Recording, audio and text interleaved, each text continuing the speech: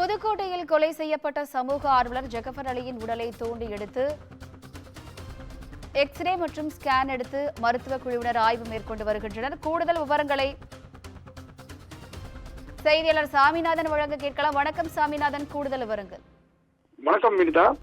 அதாவது புதுக்கோட்டை மாவட்டம் வேங்கவேலை சேர்ந்த ஜகபர் அலியின் உடலை தோண்டி எடுத்து புதைத்த இடத்திலேயே எக்ஸ்ரே எடுக்க உயர்நீதிமன்ற மதுரை கிளை உத்தரவிட்டிருந்தது. அதன் அடிப்படையில் இன்று அந்த பணியானது நடைபெற்று வருகிறது. புதுக்கோட்டை மாவட்டம் திருமயம் அருகே உள்ள வெங்களூர் கிராமத்தைச் சேர்ந்தவர் சமூக ஆர்வலரும் அதிமுக நிர்வாகியுமான ஜகபர் அலி.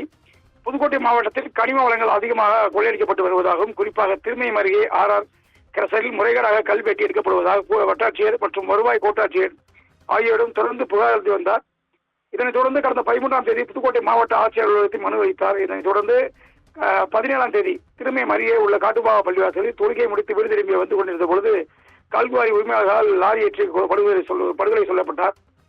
இது குறித்து வழக்கு பதிவு செய்த திருமயம் காவல்துறையினர் ராசு, ராமையா உள்ளிட்ட 5 பேர் மீது வழக்கு பதிவு செய்து திருமயம் நீதிமன்றத்தில் ஆஜர்படுத்தி அவர்களுக்கு வரும் 3ஆம் தேதி வரை நீதிமன்ற காவல் வைக்கப்பட்டுள்ளனர். இதையடுத்து புதுக்கோட்டை காவல்துறையின் பரிந்துரையின் பேரில் இந்த வழக்கு விசாரணையானது CBCIDக்கு மாற்றப்பட்டது. இந்த வழக்கின் விசாரணையாக அதிகாரியாக புவனேஸ்வரி நியமிக்கப்பட்டார்.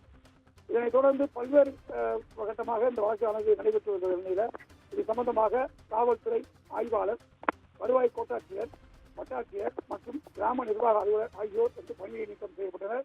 ஒரு சில பேர் பணி மாறுதல் செய்யப்பட்டனர். இந்த நிலையில இந்த வழக்கு குறித்து ஜகபர் அலியின் மனைவியான மரியா மதுரை உயர்நீதிமன்ற கிளையில ஒரு மனு தாக்கல் இருந்தாங்க. வராங்கன்னா இந்த தொழில்நுட்பம் சம்பந்தமா இங்கு தெரிவிக்க வேண்டிய எந்த ஒரு உடற்குழாய் நேரடியாக தெரிவிக்கல. விவரங்களுக்கு நன்றி சாமிநாதன்.